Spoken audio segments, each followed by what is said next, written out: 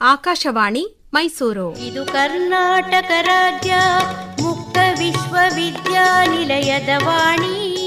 KSOU Muktavani Karnataka ರಾಜ್ಯ ಮುಕ್ತ ವಿಶ್ವವಿದ್ಯಾನಿಲಯದ ಅಧ್ಯಯನ ಅವಕಾಶಗಳನ್ನು ಕುರಿತ ಪ್ರಾಯೋಜಿತ ಬಾನುಲಿ ಸರಣಿ. ಎಲ್ಲರ ಮನೆಗೂ ಎಲ್ಲರ ಮನಗೂ ವಿಶ್ವಜ್ಞಾನವನ್ನು ನೀಡುವ ವಾಣಿ.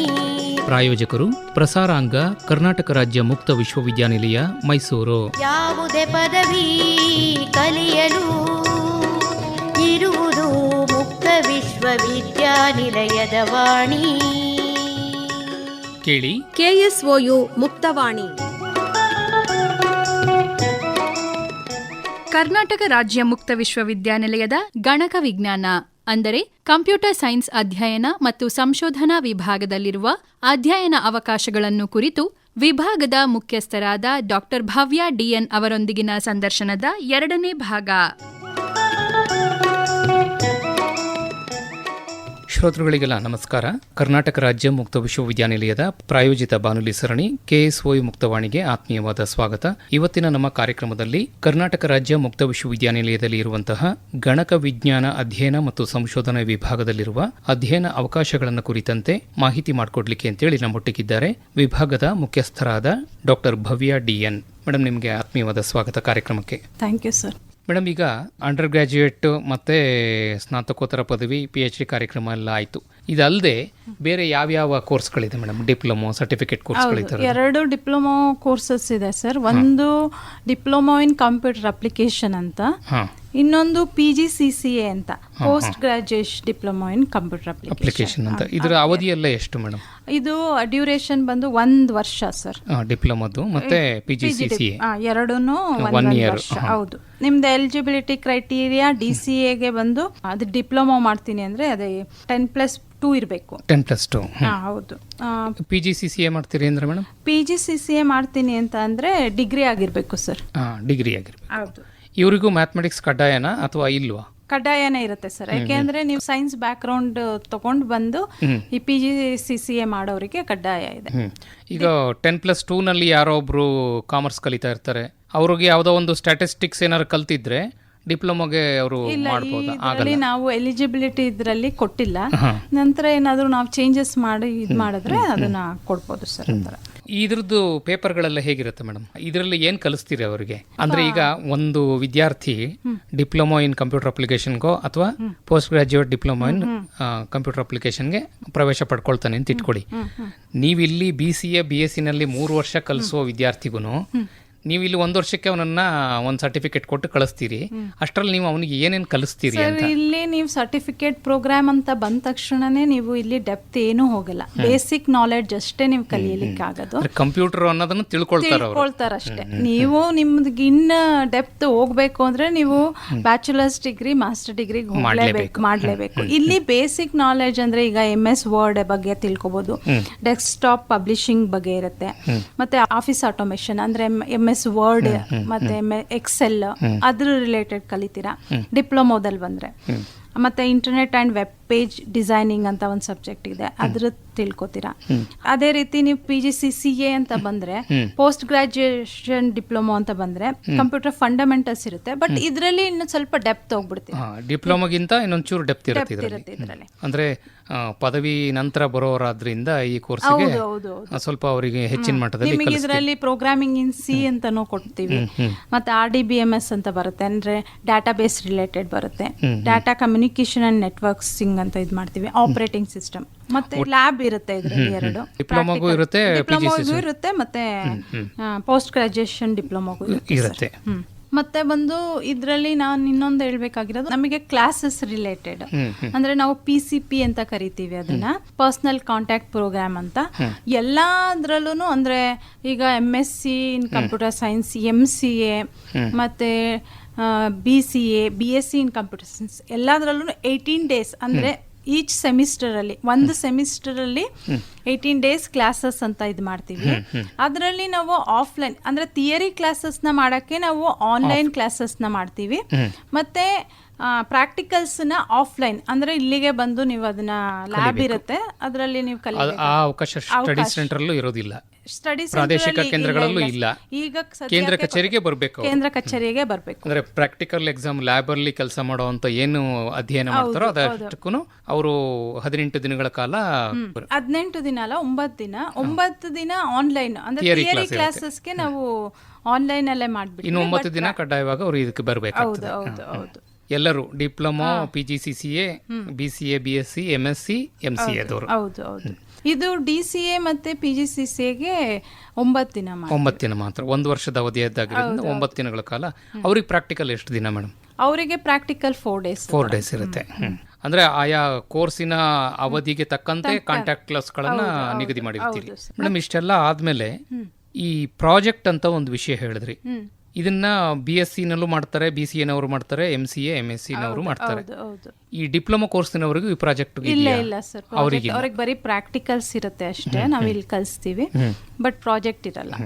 ಹಾಗಾದ್ರೆ ಈ ಅಂಡರ್ ಗ್ರಾಜ್ಯುಯೇಟ್ನವರಿಗೂ ಮತ್ತು ಪೋಸ್ಟ್ ಗ್ರಾಜ್ಯುಯೇಟ್ನವರಿಗೂ ಈ ಪ್ರಾಜೆಕ್ಟ್ ವರ್ಕ್ ಅಂದರೆ ಅದರಲ್ಲಿ ಏನು ಮಾಡಬೇಕಾಗುತ್ತೆ ಮೇಡಮ್ ಅವರು? ಸರ್, ಈಗ ನಾವು ಪ್ರಾಜೆಕ್ಟ್ ವರ್ಕ್ ಅಂದರೆ ನಾವು ಏನು ಮಾಡ್ತೀವಿ ಅಂದರೆ ಫಸ್ಟು ನಾವು ಇಂಟರ್ನಲ್ ಗೈಡ್ಸ್ ನಾವಿರೋ ಟೀಚರ್ಸನ್ನು ಡಿವೈಡ್ ಮಾಡಿಕೊಂಡು ಒಂದಷ್ಟು ಟೀಚರ್ಸ್ ಒಂದಷ್ಟು ಸ್ಟೂಡೆಂಟ್ಸ್ಗೆ ಒಂದು ಬ್ಯಾಚ್ ಮಾಡ್ಕೋತೀವಿ. ಆ ಸ್ಟೂಡೆಂಟ್ಸ್ಗೆ ನಾವು ಈಗ ಪರ್ಟಿಕ್ಯುಲರ್ ಆಗಿ ಈಗ ಕರೆಂಟ್ ಟ್ರೆಂಡ್ಸ್ ಏನು ಹೋಗ್ತಿದೆ ಅದ್ರ ಬಗ್ಗೆ ನಾವು ಗೈಡ್ ಮಾಡ್ತೀವಿ. ಯಾವುದರಲ್ಲಿ ಪ್ರಾಜೆಕ್ಟ್ ನೀವು ಮಾಡಿದ್ರೆ ನಿಮ್ಮ ಫ್ಯೂಚರಲ್ಲಿ ಇರುತ್ತೆ ಅಂತ ನಾವು ಅವರಿಗೆ ಒಂದು ಕ್ಲಾಸಸ್ನ ತಗೊಂಡು ನಾವು ಹೇಳ್ತೀವಿ. ಅದ್ರ ಮೇಲೆ ಅವ್ರು ಪ್ರಾಜೆಕ್ಟ್ ಮಾಡ್ತಾರೆ ಸರ್. ಈಗ ಬಂದು AI ಇದೆ, ಆರ್ಟಿಫಿಷಿಯಲ್ ಇಂಟೆಲಿಜೆನ್ಸ್ ಇದೆ, IoT ಇದೆ, ಇಂಟರ್ನೆಟ್ ಆಫ್ ಥಿಂಗ್ಸ್ ಇದೆ, ಮತ್ತೆ ಮಿಷಿನ್ ಲರ್ನಿಂಗ್ ಇದೆ, ಡಾಟಾ ಅನಾಲಿಟಿಕ್ಸ್ ಇದೆ. ಅದೆಲ್ಲ ಅದ್ರ ಮೇಲೆ ನಾವು ಹೇಳ್ತೀವಿ, ಅವರು ಆ ಇದ್ರ ಮೇಲೆ ಪ್ರಾಜೆಕ್ಟ್ಸ್ ನ ಮಾಡ್ತಾರೆ. ಅಂದ್ರೆ ಒಂದಿಷ್ಟು ವಿಷಯಗಳು ಅಂತ ಹೇಳ್ತೀರಿ, ಅವರು ಆಯ್ಕೆ ಮಾಡ್ಕೊಂಡು ಅವರ ಫೀಲ್ಡ್ ಆಫ್ ಇಂಟ್ರೆಸ್ಟ್ ಅನ್ನು ನೋಡ್ಕೊಂಡು ಪ್ರಾಜೆಕ್ಟ್ ಸಬ್ಮಿಟ್ ಮಾಡಬಹುದು. ಗೈಡ್ ಜೊತೆ ಕಮ್ಯುನಿಕೇಟ್ ಮಾಡ್ಕೋತಾರೆ, ಈ ಇದ್ ಮಾಡ್ತಿದೀವಿ ಅಂತ ಆ ಪ್ರಾಜೆಕ್ಟ್ ನ ಮಾಡಿ ಸಬ್ಮಿಟ್ ಮಾಡ್ತಾರೆ. ಈ ಕೆಲಸಕ್ಕೆ ಅವರು ಎಲ್ಲಿಗಾದ್ರೂ ಬೇರೆ ಹೊರಗಡೆ ಕಂಪನಿಗಳಿಗೋ ಅಥವಾ ಆಫೀಸ್ಗಳಿಗೋ ಹೋಗ್ಬೇಕಾದಂತ ಪರಿಸ್ಥಿತಿ ಬರುತ್ತಾ? ಇಲ್ಲ ಸರ್, ನಾವು ಅವ್ರಿಗೇನೆ ಆ ಚಾಯ್ಸ್ ನ ಕೊಟ್ಬಿಡ್ತೀವಿ. ಯಾಕೆಂದ್ರೆ ಇದು ಡಿಸ್ಟೆನ್ಸ್ ಎಜುಕೇಶನ್ ಆದ್ರಿಂದ ಅವರು ರೆಗ್ಯುಲರ್ ಕಾಂಟ್ಯಾಕ್ಟ್ ಅಲ್ಲಿ ನಮ್ ಜೊತೆ ಬಂದು ಮಾಡಕ್ಕಾಗಲ್ಲ. ಎಲ್ಲಾರು ತುಂಬಾ ಸ್ಟೂಡೆಂಟ್ಸ್ ವರ್ಕಿಂಗ್ ಅಲ್ಲೇ ಇರೋದ್ರಿಂದ ಅವರು ಥ್ರೂ ಮೇಲ್ ಅಥವಾ ಥ್ರೂ ವಾಟ್ಸಪ್ ಅಲ್ಲಿ ಕಮ್ಯುನಿಕೇಟ್ ಮಾಡ್ತಿರ್ತಾರೆ. ಅದರಿಂದ ಅವರಿಗೆ ಆತರ ಅವ್ರಿಗೆ ಚಾಯ್ಸ್ ಮಾಡ್ಬಿಡ್ತೀವಿ. ಅವ್ರಿಗೇನಾದ್ರೂ ಆತರ ಆಪರ್ಚುನಿಟಿ ಸಿಕ್ಕು ಅವ್ರು ಮಾಡ್ತೀವಿ ಅಂದ್ರೆ ನಾವು ಕಂಪ್ನಿಗೆ ಹೋಗಿ ಅದ್ರಲ್ಲೂ ಕೂಡ ಮಾಡ್ಕೊಂಡು ಮಾಡ್ಕೊಂಡು ಈ ಪ್ರಾಜೆಕ್ಟ್ ನಲ್ಲಿ ಇಂಟರ್ನ್ಶಿಪ್ ಮಾಡ್ಕೊಂಡು ಕೂಡ ಪ್ರಾಜೆಕ್ಟ್ ಮಾಡಬಹುದು ಅವಕಾಶ ಇದ್ದಲ್ಲಿ. ಆ ರೀತಿ ಮಾಡಿದ್ರೆ ಅವರಿಗೆ ಇನ್ ಫ್ಯೂಚರ್ ಜಾಬ್ ಗ್ಯಾರಂಟಿ ಸಿಗುತ್ತೆ. ಇಂಟರ್ನ್ಶಿಪ್ ಒಂದು ಒಳ್ಳೆ ಕಂಪನಿಯಲ್ಲಿ ತಗೊಂಡು ಅವ್ರು ಮಾಡಿದ್ರೆ ನೆಕ್ಸ್ಟ್ ಅವ್ರಿಗೆ ಇಂಟರ್ನ್ಶಿಪ್ ಮಾಡುವಾಗ್ಲೂ ಕೂಡ ಕಂಪನಿ ಅವರ ಕೆಲಸ ಕಾರ್ಯಗಳನ್ನು ಅಬ್ಸರ್ವ್ ಮಾಡಿ ಅವ್ರನ್ನು ಕೂಡ ಅಲ್ಲಿ ಕೆಲಸಕ್ಕೆ ಅಬ್ಸರ್ವ್ ಮಾಡ್ಕೋಬಹುದು. ನಂತರ ನಾನು ಇನ್ನೊಂದು ಹೇಳಲಿಕ್ಕೆ ಬಯಸ್ತೀನಿ. ಈಗ ನೀವು MCA, MSc, BSc, BCA ಯಾವುದೇ ಕೋರ್ಸ್ ನ ಮಾಡಿದ್ರು ನಂತರ ನೀವು ನಾವು ಇದನ್ನ ಏನಂತೀವಿ, ಬೇಸ್ ಅಂತ ಹೇಳ್ತೀವಿ. ನೀವು ಆಫ್ಟರ್ ಗ್ರಾಜುಯೇಷನ್ ಅಥವಾ ಪೋಸ್ಟ್ ಗ್ರಾಜುಯೇಷನ್ ನೀವು ಯಾವ್ದಾದ್ರು ಒಂದು ಈಗಿನ ಕರೆಂಟ್ ಟ್ರೆಂಡ್ಸ್ ಪ್ರಕಾರ ಆ ರೀತಿ ಕೋರ್ಸ್ಗಳಿಗೆ ಜಾಯ್ನ್ ಆಗಿ ಮುಂದೆ ನೀವು ಜಾಬಿಗೆ ಜಾಯ್ನ್ ಆಗೋದು ಒಳ್ಳೇದು. ಮೇಡಮ್, ಈಗ ಈ ಕಂಪ್ಯೂಟರ್ ಸೈನ್ಸ್ ವಿಭಾಗದಲ್ಲಿ ಇಷ್ಟೆಲ್ಲ ಕೋರ್ಸ್ಗಳನ್ನು ಇಟ್ಟಿದ್ದೀರಿ. ನೀವೇ ಹೇಳಿದ್ರಿ ಈಗ ಇತ್ತೀಚಿನ ಟ್ರೆಂಡ್ ಅಂದರೆ AI ಈ ಥರದ್ದೆಲ್ಲ. ಈ ರಿಲೇಟೆಡ್ ಆದ ಒಂದು ಕೋರ್ಸ್ಗಳು, ಡಿಪ್ಲೊಮಾ ಕೋರ್ಸ್ಗಳು ಈ ಥರದನ್ನೇನೋ ಇನ್ನು ಕಾರ್ಪೊರೇಟ್ ಏನಾದ್ರು ಮಾಡೋ ಯೋಚನೆ ಇದೆ ಸರ್. ಅದು ಮಾಡಬೇಕು ಅಂತ ಡಿಪ್ಲೊಮಾ ಇನ್ ಆರ್ಟಿಫಿಷಿಯಲ್ ಇಂಟೆಲಿಜೆನ್ಸ್ ಮತ್ತೆ MSc ಇನ್ ಸೈಬರ್ ಸೆಕ್ಯೂರಿಟಿ ಅಂತ ಮಾಡಬೇಕು ಅನ್ನೋ. ಹೌದು, ಅದು ಕೂಡ ತುಂಬಾ ಇವತ್ತಿನ ಪರಿಸ್ಥಿತಿನಲ್ಲಿ ತುಂಬಾ ಅಗತ್ಯವಾಗಿ ಬೇಕಾಗಿರುವಂಥ ಒಂದು ಸಬ್ಜೆಕ್ಟ್. ಮೇಡಮ್, ಈಗ ಇಷ್ಟೆಲ್ಲ ಕಲಿತಾರೆ, ನೀವು ಇಷ್ಟೆಲ್ಲ ಅವರಿಗೆ ಬೋಧನೆ ಮಾಡ್ತೀರಿ, ಒಳ್ಳೊಳ್ಳೆ ಅಧ್ಯಾಪಕರುಗಳಿದ್ದೀರಿ, ಅವರು ಪ್ರವೇಶ ಪಡ್ಕೊಂಡು ಒಂದು ಉತ್ತಮ ಅಂಕಗಳನ್ನು ಪಡ್ಕೊಂಡು ಒಳ್ಳೆ ವಿದ್ಯಾರ್ಥಿಯಾಗಿ ಹೊರಗೆ ಬರ್ತಾರೆ. ಹಾಗೆ ಬಂದಂತಹ ಅವರಿಗೆ ಜಾಬ್ ಆಪರ್ಚುನಿಟೀಸು ಹೇಗಿದೆ ಹೊರಗಡೆ ಈ ಡಿಸ್ಟೆನ್ಸ್ ಎಜುಕೇಷನಲ್ಲಿ ಕಲ್ತಂಥವರಿಗೆ? ಯಾಕೆಂದರೆ ಸಾಮಾನ್ಯವಾಗಿ ಇಲ್ಲಿಗೆ ಬರೋವಂಥವ್ರು ಕೆಲಸ ಕಾರ್ಯ ಮಾಡ್ತಾ ಇರೋರೇ ಅಡ್ಮಿಷನ್ ಆಗೋದು ಜಾಸ್ತಿ. ಅವರ ಪದೋನ್ನತಿಗೆ ಇದಕ್ಕೆ ಅನುಕೂಲ ಆಗ್ತದೆ. ಮತ್ತು ಕಂಪ್ಯೂಟರ್ಗೆ ಎಸೆನ್ಷಿಯಲ್ ಆಗಿ ಇವತ್ತಿನ ದಿನಗಳಲ್ಲಿ ಕಲ್ತಿರ್ಬೇಕು ಅನ್ನೋರಿಗೂ ಕೂಡ ಇದೊಂದು ವೇದಿಕೆಯಾಗಿ ಇದೆ. ಇದು ಅಲ್ದಿರ ಯಾವುದೋ ರೆಗ್ಯುಲರ್ ಯೂನಿವರ್ಸಿಟಿಯಲ್ಲಿ ಓದ್ತಾ ಇದ್ದವರು ಡಿಸ್ಕಂಟಿನ್ಯೂ ಆಗಿರುತ್ತೆ, ಇಲ್ಲಿ ಬಂದ್ಬಿಟ್ಟು ಅಲ್ಲಿಂದ ಕಂಟಿನ್ಯೂ ಮಾಡ್ಕೋತಾರೆ. ಸೆಕೆಂಡ್ ಇಯರ್, ಥರ್ಡ್ ಇಯರ್ ಅಂದೇನೋ ಲ್ಯಾಟ್ರಲ್ ಎಂಟ್ರಿ ಮೂಲಕ ಕಂಟಿನ್ಯೂ ಮಾಡ್ಕೊಂಡು ಅಂಥವರಿಗೆ ಜಾಬ್ ಆಪರ್ಚುನಿಟೀಸ್ ಎಲ್ಲ ಹೇಗಿರುತ್ತೆ? ಸರ್, ನಮ್ದು ಅಂದ್ರೆ KSOIL ಮಾಡಿರೋ ಅಂತ ಪದವಿಗಳಿಗೆ ನಿಮ್ಗೆ ಆಲ್ರೆಡಿ ನಿಮಗೆ ಗೊತ್ತಿರೋ ಹಾಗೆ ಗೌರ್ಮೆಂಟ್ ಅಂದ್ರೆ ನಮ್ಮದು ಕರ್ನಾಟಕ ಗೌರ್ಮೆಂಟ್ ಇಂದ ಎಲ್ಲದಕ್ಕೂ ಮಾನ್ಯತೆ ಇದೆ. CBCS ಮೋಡಲ್ ನಡೀತಾ ಇರೋದ್ರಿಂದ, UGC ಗೈಡ್ಲೈನ್ಸ್ ಪ್ರಕಾರನೇ ನಡೀತಾ ಇರೋದ್ರಿಂದ UGC ಮಾನ್ಯತೆ ಇದೆ. ಹಾಗಾಗಿ ರೆಗ್ಯುಲರ್ ಯೂನಿವರ್ಸಿಟಿಯಲ್ಲಿ ಏನು ಪದವಿ ಪಡ್ಕೊಂಡಿರ್ತಾರೋ ಅದೇ ಮಾನ್ಯತೆ ಇದಕ್ಕೂ ಇರುತ್ತೆ. ನಾನು ಕೇಳ್ತಾ ಇರೋದು ಏನಂತಂದರೆ, ಇಲ್ಲಿಂದ ಅವರು ಪದವಿಗಳನ್ನು ಪಡ್ಕೊಂಡು ಹೊರಗೆ ಬಂದ ನಂತರ ಅವ್ರಿಗೆ ಜಾಬ್ ಆಪರ್ಚುನಿಟೀಸ್ಗಳು ಎಲ್ಲೆಲ್ಲಿ ಇರ್ತವೆ, ಮತ್ತು ನಿಮ್ಮ ಯೂನಿವರ್ಸಿಟಿನಲ್ಲೂ ಕೂಡ ಕ್ಯಾಂಪಸ್ ಸೆಲೆಕ್ಷನ್ ಥರದ್ದು ಏನಾದರೂ ಅವಕಾಶಗಳಿರುತ್ತಾ? ಈ ಥರದ್ದು ಅವಕಾಶಗಳ ಬಗ್ಗೆ ಹೇಳಿ. ಸದ್ಯಕ್ಕೆ ನಮ್ಮದು ಕ್ಯಾಂಪಸ್ ಸೆಲೆಕ್ಷನ್ ಉದ್ಯೋಗ ಮೇಳ ಯಾವುದು ಮಾಡಿಲ್ಲ, ಮಾಡೋ ಇಚ್ಛೆ ಇದೆ. ಆದರೆ ನಿಮಗೆ ಜಾಬ್ ಆಪರ್ಚುನಿಟಿ ಗೌರ್ಮೆಂಟ್ ಜಾಬ್ಸ್ ಅಂತೂ ಸ್ಟೇಟ್ ಗೌರ್ಮೆಂಟ್ ಜಾಬ್ಸ್ಗೆ ನಮ್ದು KSOU ಯಾವುದೇ ಡಿಗ್ರಿ ಮಾಸ್ಟರ್ ಡಿಗ್ರಿ ಮಾಡಿದ್ರು ಬಿಡ್ತಾರೆ. ಅಲಾಂಗ್ ವಿತ್ ನಿಮಗೆ ಈಗ ನೀವು ಪ್ರೈವೇಟ್ ಕಂಪನೀಸ್ ಅಥವಾ ಇದಕ್ಕೆ ಅಂತ ಹೋದ್ರೆ ನಿಮಗೆ ನಿಮ್ಮ ಮಾಸ್ಟರ್ ಡಿಗ್ರಿ ಇದೆ, ನಿಮ್ಮ ಪರ್ಫಾರ್ಮೆನ್ಸ್ ಮೇನ್ ಥಿಂಗ್ ಆಗುತ್ತೆ.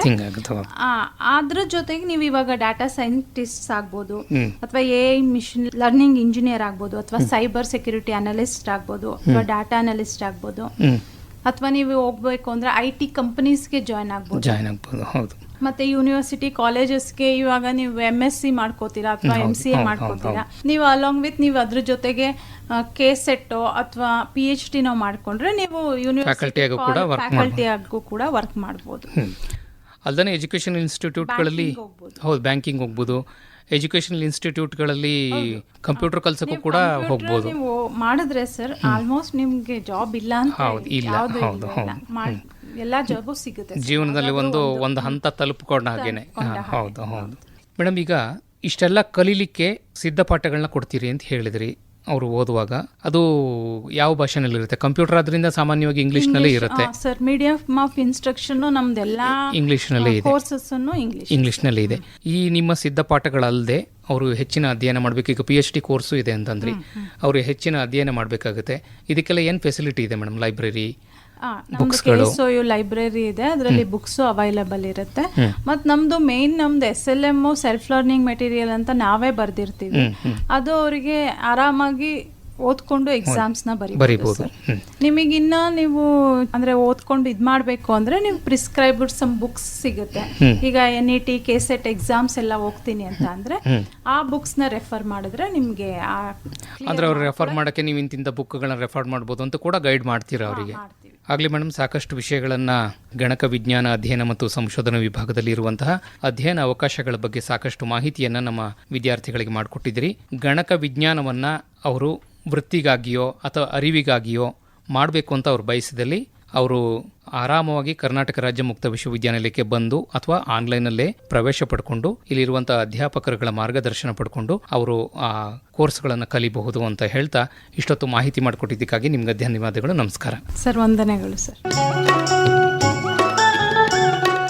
ಕರ್ನಾಟಕ ರಾಜ್ಯ ಮುಕ್ತ ವಿಶ್ವವಿದ್ಯಾನಿಲಯದ ಗಣಕ ವಿಜ್ಞಾನ ಅಂದರೆ ಕಂಪ್ಯೂಟರ್ ಸೈನ್ಸ್ ಅಧ್ಯಯನ ಮತ್ತು ಸಂಶೋಧನಾ ವಿಭಾಗದಲ್ಲಿರುವ ಅಧ್ಯಯನ ಅವಕಾಶಗಳನ್ನು ಕುರಿತು ವಿಭಾಗದ ಮುಖ್ಯಸ್ಥರಾದ ಡಾಕ್ಟರ್ ಭವ್ಯ DN ಅವರೊಂದಿಗಿನ ಸಂದರ್ಶನದ 2ನೇ ಭಾಗ ಕೇಳಿದಿರಿ. ಸಂದರ್ಶಕರು ಲಕ್ಷ್ಮೀನಾರಾಯಣ ಎಸ್. KSOU ಮುಕ್ತವಾಣಿ ಕರ್ನಾಟಕ ರಾಜ್ಯ ಮುಕ್ತ ವಿಶ್ವವಿದ್ಯಾನಿಲಯದ ಅಧ್ಯಯನ ಅವಕಾಶಗಳನ್ನು ಕುರಿತ ಪ್ರಾಯೋಜಿತ ಬಾನುಲಿ ಸರಣಿ ಕೇಳಿದಿರಿ. ಕಲಿಯಲು ಇಲ್ಲ ವಯಸ್ಸಿನ ಮಿತಿಯು, ಜೀವನಕ್ಕಿಲ್ಲ ಯಾವುದೇ ತಡೆಯು. ಕಾರ್ಯಕ್ರಮವನ್ನು ಪ್ರಾಯೋಜಿಸಿದವರು ಪ್ರಸಾರಾಂಗ ಕರ್ನಾಟಕ ರಾಜ್ಯ ಮುಕ್ತ ವಿಶ್ವವಿದ್ಯಾನಿಲಯ ಮೈಸೂರು. ಪುಸ್ತಕ ಪಾಠ, ಅಧ್ಯಾಪಕರ ಪ್ರವಚನ, ಮಾಹಿತಿ ಅಂಗೈಲೇ ಇರುವುದು.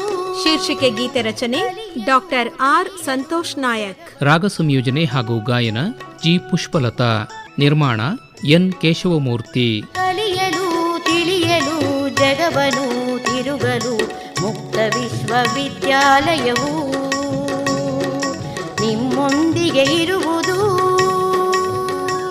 ಈ ಕಾರ್ಯಕ್ರಮ ಆಕಾಶವಾಣಿ ಮೈಸೂರು ಕೇಂದ್ರದಿಂದ ಮೂಡಿಬಂತು.